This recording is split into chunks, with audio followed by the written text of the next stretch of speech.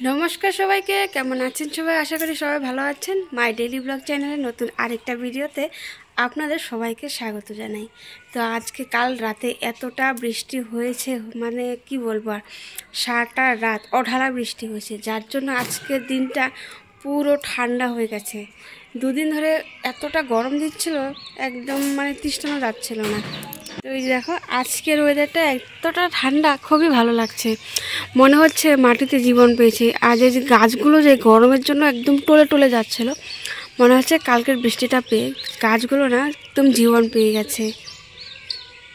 অনেকদিন ধরে অপেক্ষা ছিলাম বৃষ্টি আসার জন্য, কিন্তু বৃষ্টি একদম আসছিলই না। ফাইনালি কালকে সকালবেলাও ভেবেছিলাম যে যদি বৃষ্টিটা আসতো কতটা ভালো লাগতো। তো দেখো বলতে বলতে বিকেল থেকে এতটা বৃষ্টি শুরু হয়েছে যে বিকেলে তো হয়েছে, সারাটা রাত বৃষ্টি হয়েছে। যাই হোক, আমি তো সকালের কাজকর্ম সব করে নিয়েছি। আজ হলো বৃহস্পতিবার। বৃহস্পতিবার মানে জানো তো, বাঙালি বাড়িতে একটু কাজকর্মগুলো বেশিই থাকে। তো সকালবেলা সব কাজকর্ম করে চান দান করে চলে এসেছি। এখন চলো ভাত বসাবো। আজকে দুপুরের মেনুতে কি রান্না করছি সেটাই আজকে তোমাদের সাথে শেয়ার করব। একদমই সিম্পল, চলো দেখা যাক।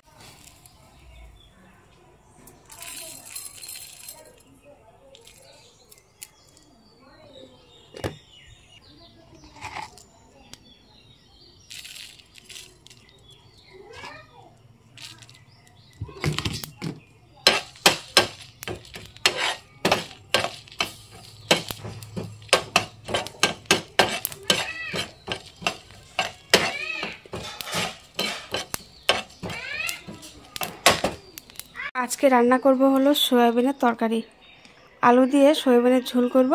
তো এদিকে সয়াবিনগুলোকে আমি ভিজিয়ে রেখেছিলাম, তো এগুলো দেখতেই পাচ্ছ পুরো কিন্তু ভিজে গেছে। এগুলোকে ভেজে নেব। আর এদিকে আজকে বানাবো কুকারে ভাত। দুপুরবেলা মানে প্রেশার কুকারে খুব কমই রান্না করি, তো আজকে রান্না করব। কারণ গ্যাসটা মনে হচ্ছে শেষ হয়ে যাবে, কখন ফট করে শেষ হয়ে যাবে, তার জন্য ভাবলাম যে না, আজকে কুকারে রান্না করি। কারণ হাঁড়িতে রান্না করলে অনেকটা গ্যাস চলে যায়। আর এদিকে দেখতে পাচ্ছ আমি সবজিও কেটে নিয়েছি। আলু আর গাজর ভাজা করব, আর এটা হলো সোয়াবিনের জন্য। এমনিতে দেখো সবজি একদমই নেই, এই যে কয়েকটা সবজি এইগুলো, আর কয়েকটা দেখো নষ্টও হয়ে গেছে, এগুলোকে ফেলে দিতে হবে, যার জন্য অন্য কিছু আর করলাম না। তো চলো যাই হোক, রান্নাবাড়াটা করে নিই এখন। তো আমি মশলাটাও পেস্ট করে নিয়েছি, এই যে মশলা পেস্ট করে নিয়েছি। এখন চলো রান্না করা যাক, চলো। তো দেখো এদিকে তেলটা গরম হয়ে গেছে, এখন এই যে সয়াবিনটাকে ঢেলে দেবো।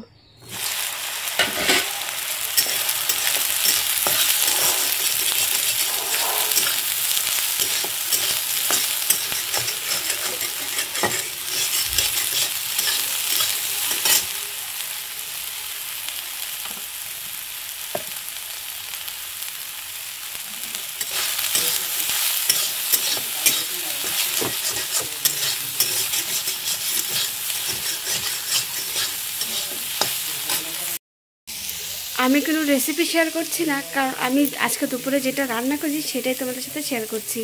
তোমরা ভেবো না যে আমি কোনো রেসিপি শেয়ার করছি, কেমন? তো আমার রান্না বাড়া কমপ্লিট। তো এখন মিষ্টুকে চান টান করিয়ে দিলাম। তো এখন ও ভাত খাবে। তো মিষ্টুর বাবা এখনও আসেনি, উনি যখন আসবেন তখন আমি ভাত খাবো। এখন ওর খিদে পেয়েছে, ওকে ভাতটা দিয়ে নিই। তো আজকে কি রান্না করেছি বলো তো? কি রান্না করেছি আজকে বলো তো? সয়াবিন তরকারি। না, তুমি জানো না? সত্যি বলছো? তো জানে না আজকে সয়াবিন রান্না করেছি। তো চলো ওকে ভাতটা দিই খেতে, তারপর ওর বাবা যখন আসবে তখন আমরাও খেয়ে নেব। এই যে মিষ্টি চান টান করে পুরো ফ্রেশ হয়ে গেছে। না চলো ওকে ভাতটা দিয়ে নিই, ভাত খাওয়া দাও।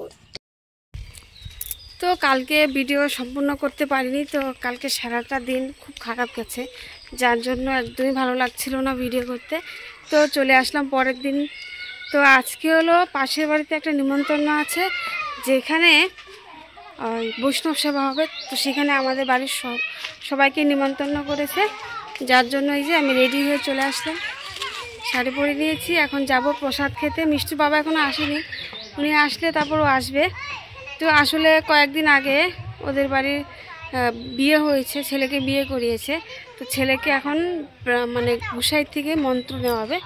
আমাদের সনাতনী ধর্মের মধ্যে তো জানে বিয়ের পর মন্ত্র নিতে হয়, তার জন্য গুরু ধরতে হয়, তার জন্য কিন্তু এই আজকের অনুষ্ঠানটা। তো চলো যাব, একটু পরে যাব। এখন একটু বাড়িতে আসলাম, বাড়িতে একটু বসে থাকবো, তারপর আসবো। দেখি মিষ্টুর বাবা যদি অতক্ষণে চলে আসে তাহলে তো ভালোই, নাহলে পরে একাই যেতে হবে। চলো বাড়িতে যাই, তো বাড়ির সবাই যাবে, চলো যাই বাড়িতে।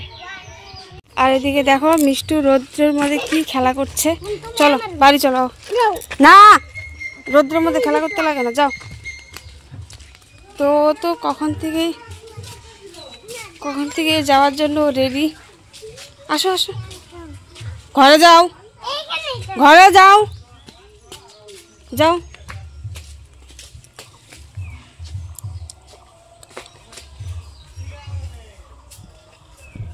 যাবি না?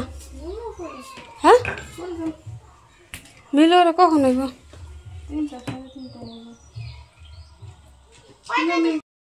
তো সবাই চলে এলাম প্রসাদ খেতে। অনেক লোক আছে। হ্যাঁ, কামিয়ে দেয়। তো অনেক ভক্তরা আসছে এখানে প্রসাদ নিতে, তো আমরাও আসলাম প্রসাদ নিতে।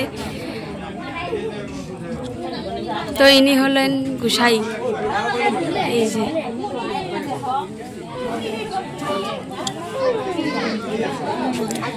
আনানা পাখি